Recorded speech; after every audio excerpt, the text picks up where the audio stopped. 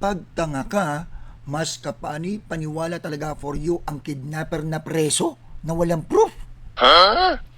Kesa sa former best friend, House Appropriation Chair, Congressman, super insider na punong-puno ng proof.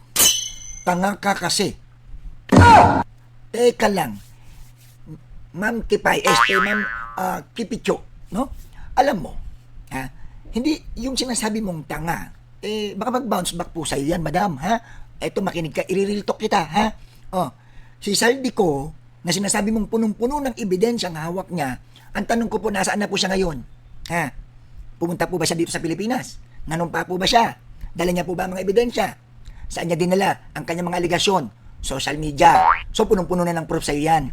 So, nagkaedad ka na ng ganyan, hindi mo alam yung aligasyon na kasama ang ebidensya. Pwede mo bandalhin sa korte ang puro aligasyon lang, ha? Ma'am Kipay, Ma'am Kipicho. Ha? Isip-isip pag may time. O, eto tayo, puntahan natin. Etong si Madriaga. Si Madriaga, nandito sa Pilipinas. May sinumpa ang salaysay. Mayroong, tawag dito, notaryo. Notarized, may affidavit. Legit. At andito lang anytime pwedeng ipatawag, pwedeng imbestigahan, pwedeng maglabas ng ebidensya. At ano ang sinabi ng abogado, ha? Take note, madam, alamin mo to. Sabi ng abogado, hawak nga ang ibang ebidensya at bukod doon, meron pang iba pang ilalabas sila.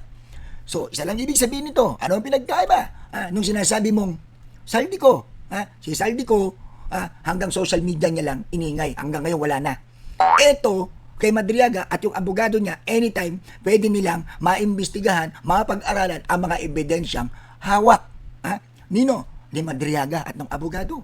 At eto pa, speaking of connectivity ng dalawa, si Saldico, okay, wala rin pinagkaiba.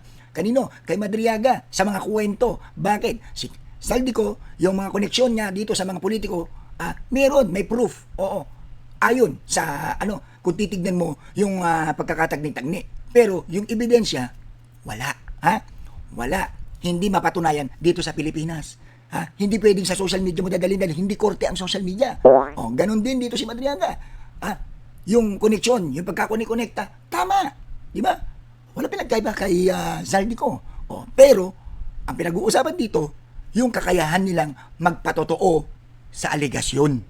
Naiintindihan mo, Ma'am Kipay, Ma'am Kipicho, intindi mong mabuti. Si Madriaga, may kakayahang patutuhanan ang kanyang aligasyon kasi mayroon siyang mga bit-bit na pwede niyang ipasa at panumpaan sa ombudsman. Saan na po? Etong si Saldico. Ngayon, tanungin kita, sino ang tanga? Yung naniniwala sa kwento? Sa social media dinala? Hindi pinanumpaan ang mga salaysay?